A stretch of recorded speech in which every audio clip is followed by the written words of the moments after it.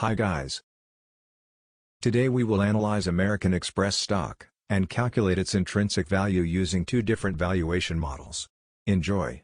Hit the like button and subscribe to my channel if you want to see more videos like this. Technical analysis. The stock has been an average performer in the overall market. The short-term trend is positive, while the long-term trend is still neutral. Not much exciting going on here. Strong support levels are around $158 and $150. Next support levels are around $135 and $110. Strong resistance levels are around $170 and $180. Next strong resistance level is around $190. In the last month the stock has been trading between $146.50 and $166 range, which is wide. It is currently trading near the high of this range. It may be a good idea to wait for a pullback before considering an entry.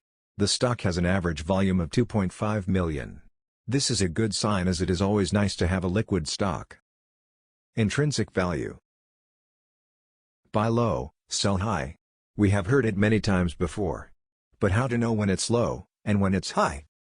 The intrinsic value of a stock is its true value. It refers to what a stock is actually worth, even if some investors think it's worth a lot more than that amount. Intrinsic value is important, because it can help investors understand whether the cost of a stock is undervalued, or overvalued compared to the market value of the stock. Valuing financial institutions. Understanding why financial institutions are different from traditional real sector companies is key. Banks function differently than traditional cash flow-driven companies. Traditional companies create products to make money. The products of banks are money. Banks are highly levered and they do not reinvest debt in the business and instead use it to create more money. They make money via interest. So, they view debt and interest differently. That's why, our favorite discounted cash flow valuation method doesn't work for banks and insurance companies. Intrinsic values calculations. Let's calculate the stock's intrinsic value. For more accurate results, we will use two different valuation models to calculate the intrinsic value of the stock. The excess return model. This approach is used for financial institutions where free cash flow is difficult to estimate. Then, we will use valuation based on earnings per share, EPS, 5-year average P/E ratio and expected growth rate. First model. Excess return model valuation. This spreadsheet contains some financial data that we will use for the stock valuation. In this valuation I will use margin of safety. 30%. Once we actually figure out what we think this stock is worth, we are only going to buy the stock if it gets 30% of what we think it's worth. It gives us a big margin of safety if our predictions are wrong. In other words, when something is worth $1, I want to pay only 70 cents for it. I want to be conservative with financial institutions. So, my margin of safety is 30%. According to our formula, the fair value of the stock is $183.27. When we apply the margin of safety to that value, the fair value of the stock would be $128.29. That's the price that I may want to pay for this stock. Second model. Valuation based on earnings per share. This spreadsheet contains another financial data that we will use for the stock valuation. The current earning per share price for Amex is 9.78. Minimum rate of return. I will use 10%. Because when we invest in individual companies, we are looking for a higher return than the S&P 500. For Amex, analysts forecast growth rate around 8% per year in next 5 years, and future P/E around 16. Again, I will use 3 different scenarios for Amex company: bad, average, and good. First scenario. Amex will have bad performance in next 5 years, and we will use the following parameters in our calculation. Future growth rate would be low, 4%. Future P/E would be low, 13. In this case, the fair value of the stock today would be $77. Second scenario.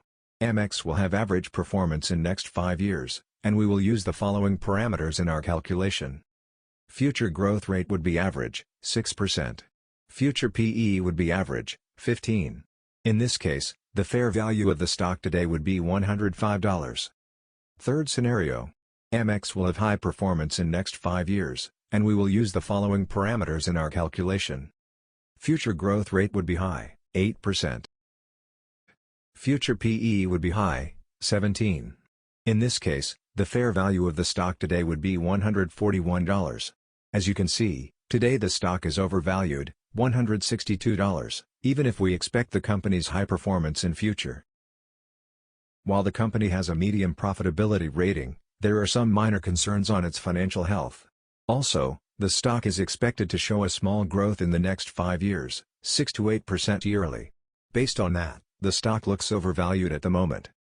I may consider buying the stock when the stock drops to $130. Company strengths. American Express Company is an American multinational corporation, specialized in payment card services. It provides charge and credit payment card products, and travel-related services worldwide. Amex is a globally recognized brand, which provides a durable competitive advantage along with its business model, that is less dependent on finance charges compared to peers. Amex's more affluent and prime customer base insulates it from higher charge-off rates and delinquencies. The company has competitive advantages with its closed-loop platform, in which it acts as merchant acquirer, merchant processor, issuer processor and payment issuer. Amex has demonstrated to merchants that card member spending is typically much greater on Amex cards than on either Visa or MasterCard. In June 2022, American Express added Crypto Rewards credit card. Amex is continuously imposing an aggressive share buyback program, stable dividend, and rapidly growing their earnings. The company's return on equity of 31% is amongst the best of the industry. Risks. The financial sector is poised to be volatile, with investors pricing in rate hikes from the Feds. Amex has unique exposure to this volatility, with many of its products tied to federal interest rates and the prime rate. Competition in credit cards is fierce, and Amex mainly attracts customers through rewards and co-brand partners, which competitors can match, if they spend enough. Merchant acceptance remains a top pain point for Amex card members. The company is very sensitive to changes in consumer spending patterns. A long-term concern is that the discount rate, the rate the company charges merchants for transactions, declines faster than expected. Buffett made great returns from holding Amex since the early 90s, but the game has changed for current potential investors. MasterCard and Visa look more capital efficient at this point. Amex is more exposed to a future U.S. economic downturn, since the U.S. is more than 70% of its pre-tax income. Business travel will likely struggle to return to pre-pandemic levels, creating a prolonged loss of purchasing volume for the firm from this sector. Based on estimates for the next 5 years, the company will show a small growth in revenue. The revenue will grow by 6 to 8% on average per year. The earnings per share will grow by 10 to 12% on average per year. Thank you for watching. If you found this video helpful, please hit the like button and subscribe to my channel.